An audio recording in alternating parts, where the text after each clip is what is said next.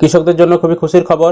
কৃষকদের জন্য চালু হচ্ছে কৃষক আইডি কার্ড, যেই কার্ডের মাধ্যমে আপনারা ৬,০০০ টাকা পেতে পারবেন, ফসল বিক্রি করতে পারবেন সরকারকে বেশি দামে এবং চাষের জন্য লোন নিতে পারবেন এবং আপনারা ফসলের ক্ষতি হলে ক্ষতিপূরণের টাকাও ব্যাঙ্ক অ্যাকাউন্টে পেয়ে যেতে পারবেন।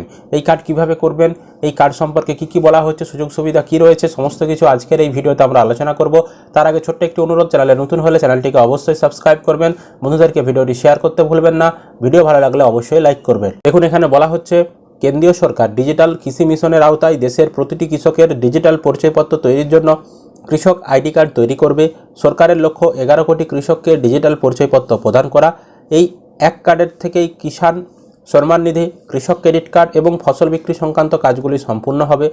কেন্দ্রীয় সরকার এখন কৃষক পরিচয়পত্র তৈরি করার কাজ দ্রুত করার নির্দেশ রাজ্যগুলোকে দিয়েছে।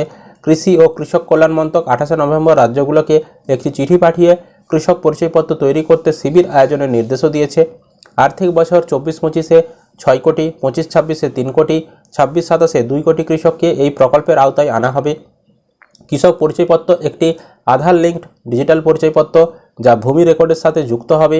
এতে কৃষকদের ব্যক্তিগত বিস্তারিত তথ্য, চাষ করার ফসল এবং ভূমির মালিকানা সংক্রান্ত তথ্য অন্তর্ভুক্ত থাকবে। কৃষকদের জমি, পশু ও চাষ করার ফসলের তথ্যও থাকবে। এই কার্ডের মাধ্যমে ন্যূনতম সমর্থন মূল্য এমএসপি এবং কৃষক ক্রেডিট কার্ডের মতো প্রকল্পের জন্য আবেদন করার সময় যাচাইয়ের জটিলতা কমানোর জন্যও সহায়তা হবে। অর্থাৎ এই কার্ডে আপনাদের সমস্ত তথ্য থাকবে, আধার থেকে সমস্ত লিঙ্কড তথ্য এখানেও থাকবে। আপনার কতটা জমি রয়েছে, সেই জমিতে কি ফসল চাষ করেন, আপনার জমির যে খতিয়ান নাম্বার, দাগ নাম্বার, মৌজা, সমস্ত কিছু উল্লেখ থাকবে। আপনার বাড়িতে কতগুলি পশু রয়েছে, সমস্ত কিছু কিন্তু এই কার্ডের মধ্যে অন্তর্ভুক্ত থাকবে। এই কার্ডটি থাকলে আপনারা ন্যূনতম সমর্থন মূল্যে, অর্থাৎ সরকারকে যে আপনারা ফসল বিক্রি করেন, সরকারি যে দাম রয়েছে সেই বেশি দামে আপনারা বিক্রি করতে পারবেন এবং ব্যাংক থেকে বা সমবায় সমিতি থেকে যে লোন নেন, সেই লোন, কৃষক যে লোনগুলো, সেই লোনগুলোও আপনারা সহজেই নিয়ে নিতে পারবেন। এছাড়াও আপনাদের যে ফসলের ক্ষতিপূরণের টাকা পেতে সমস্যা হয়, সেই টাকাগুলো আপনারা দ্রুত পেতে পারবেন। হ্যাঁ, এর জন্য কিন্তু আর যে যাচাইয়ের জটিলতা এই কার্ডটি থাকলে আর সেটি হবে না। ফার্মার আইডি দিয়ে তৈরি হবে কৃষক রেজিস্ট্রি, অর্থাৎ কৃষকদের একটা রেজিস্ট্রি তৈরি হবে। সেখানে কৃষকদের একটা করে ইউনিক নাম্বার দেওয়া হবে, প্রতিটি কৃষককে আলাদা আলাদা নাম্বার এই কার্ডের মাধ্যমে দেওয়া হবে। ইন্ডিয়ান এক্সপ্রেসের একটি রিপোর্ট অনুযায়ী কৃষি মন্ত্রক কৃষক আইডি দিয়ে কৃষক রেজিস্ট্রি তৈরি করবে, যা কেন্দ্রীয় সরকারের ডিজিটাল কৃষি মিশনের অধীনে এগ্রি স্ট্যাকের অংশ হবে। এই মিশনটি এই বছর শুরুতেই কেন্দ্রীয় মন্ত্রিসভা থেকে অনুমোদন পেয়েছিল। কৃষি মন্ত্রকের এই উদ্যোগগুলো কৃষকদের ডিজিটাল পরিচয়পত্র দ্রুত পাওয়ার ক্ষেত্রে সহায়তা করবে এবং কৃষিখাতে ডিজিটাল অবকাঠামো শক্তিশালী করতে সাহায্য করবে। কৃষক পরিচয়পত্র তৈরির কাজ দ্রুত করার নির্দেশ। কৃষি মন্ত্রক কৃষক পরিচয়পত্র তৈরির কাজ দ্রুত করার জন্য বিশেষ শিবির আয়োজনের নির্দেশ দিয়েছে।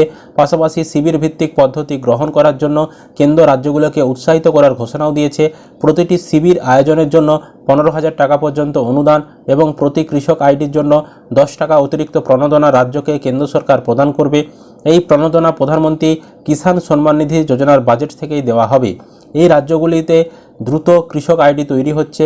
সূত্র অনুযায়ী গুজরাট, মধ্যপ্রদেশ, মহারাষ্ট্র এবং উত্তরপ্রদেশে কৃষক আইডি তৈরির কাজ দ্রুততর হয়েছে। তবে আসাম, ছত্তিশগড় এবং উড়িষ্যায় এটি মাঠ পরীক্ষার পর্যায়ে রয়েছে। অন্যান্য রাজ্যগুলোতেও এই কাজ বিভিন্ন পর্যায়ে চলছে। তো আমাদের পশ্চিমবঙ্গেও এই ধরনের কাজ খুব শিগগিরই শুরু হতে চলেছে। এর জন্য আমাদেরকে কি করতে হবে, কিভাবে আবেদন করতে হবে, এটি যখনই চালু হবে তখন আমাদেরকে জানিয়ে দেব। অবশ্যই এই কার্ডের অনেক সুযোগ সুবিধা রয়েছে। এই কার্ড করে আপনারা কিন্তু অনেক সুযোগ সুবিধা নিয়ে নিতে পারবেন। ফসলের ক্ষতিপূরণ থেকে শুরু করে সরকারকে বেশি দামে ফসল বিক্রি করা থেকে শুরু করে পিএম কিষাণের 6,000 টাকা বছরে পেতে পারবেন।